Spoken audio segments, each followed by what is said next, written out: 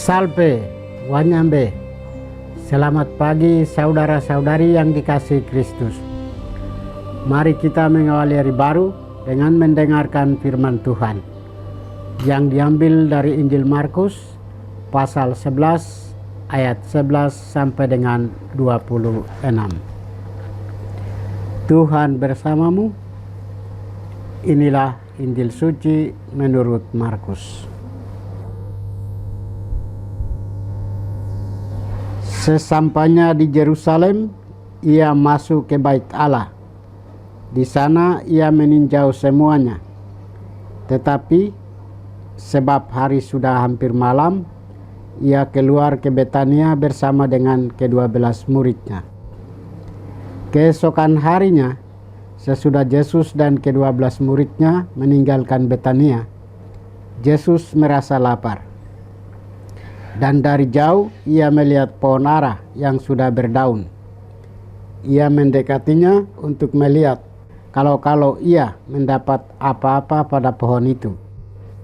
Tetapi pada waktu ia tiba di situ, ia tidak mendapat apa-apa selain daun-daun saja, sebab memang bukan musim buah ara. Maka katanya kepada pohon itu, "Jangan lagi seorang pun makan buahmu selama-lamanya." Dan murid-muridnya pun mendengarnya.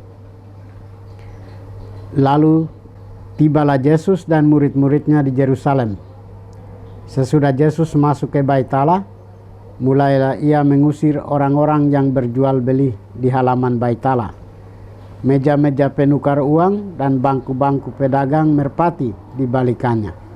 Dan ia tidak memperbolehkan orang membawa barang-barang melintasi halaman Bait Allah.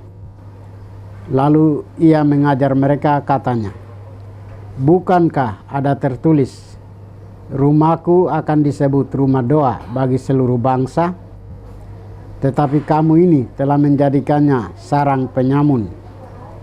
Imam-imam kepala dan ahli Taurat mendengar tentang peristiwa itu, dan mereka berusaha untuk membinasakan dia, sebab mereka takut kepadanya, melihat seluruh orang banyak takjub akan pengajarannya. Menjelang malam mereka keluar dari kota. Pagi-pagi ketika Yesus dan murid-muridnya lewat, mereka melihat pohon ara tadi sudah kering sampai ke akar-akarnya. Maka teringatlah Petrus akan apa yang terjadi. Lalu ia berkata kepada Yesus, "Rabi, lihatlah, pohon ara yang kau kutuk itu sudah kering." Yesus menjawab, "Percayalah kepada Allah.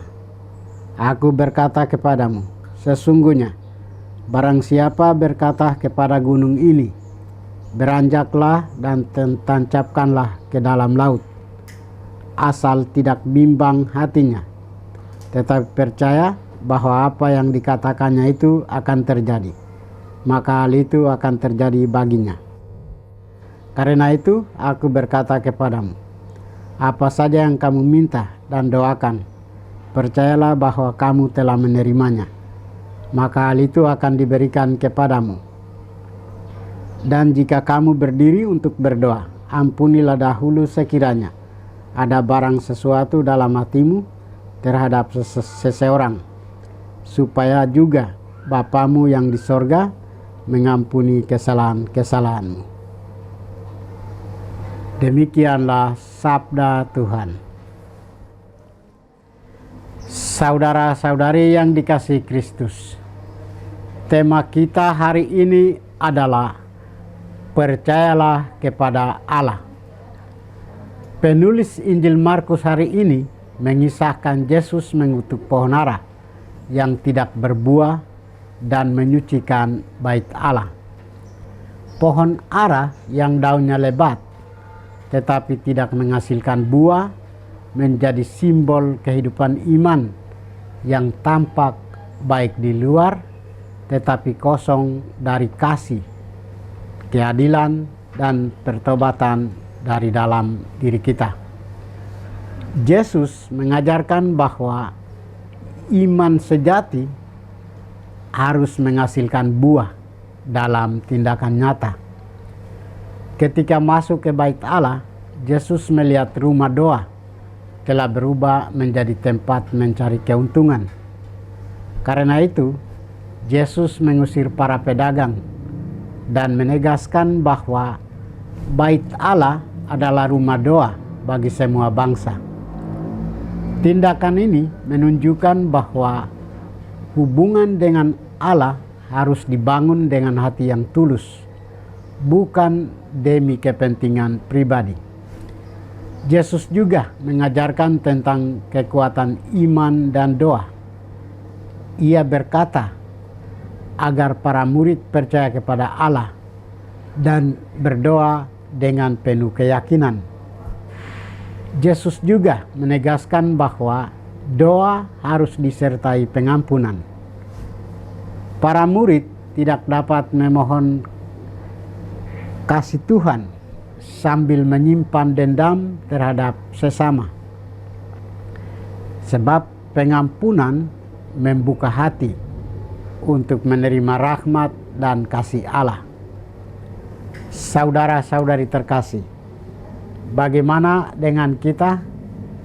Sebagai pengikut Kristus, kita diajak untuk sungguh percaya kepada Allah dan menunjukkan iman kita melalui buah-buah kehidupan yang nyata.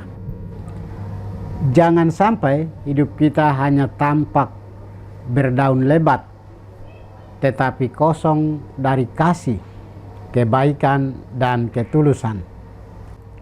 Iman sejati tidak diwujudkan hanya lewat kata-kata manis, melainkan melalui tindakan nyata dalam bingkai kasih. Karena itu, marilah merenungkan kembali integritas iman kita kepada Allah, serta ketekunan dalam doa sehari-hari, sebab hati yang sungguh percaya akan menghasilkan buah yang baik dalam kehidupan. Tuhan memberkati kita. Marilah kita berdoa. Tuhan, pagi ini kami kembali naikkan puji dan syukur kepadamu. Terima kasih karena Engkau sudah menjaga kami saat kami tidur maupun bangun. Terima kasih untuk udara sejuk dan segar pagi ini. Kami mohon, bukalah mata hati kami, agar kami mampu memandang kemurahan dan karya-Mu. Rahmatilah kami dengan kuasa Roh-Mu, agar kami mampu untuk bertobat dan memuji serta memuliakan-Mu melalui pekerjaan dan pelayanan kami hari ini. Kristus terang dunia, berkatilah keluarga kami. Jadikanlah kami alat kasih-Mu, dan pantaskanlah kami menjadi hamba-Mu yang setia. Demi Kristus Tuhan dan pengantara kami. Tuhan bersamamu. Semoga kita sekalian, orang-orang yang kita kasih dan doakan, seluruh aktivitas kita hari ini dibimbing, dilindungi, dan diberkati oleh berkat Allah yang Maha Kuasa, Bapa dan Putra dan Roh Kudus. Amin.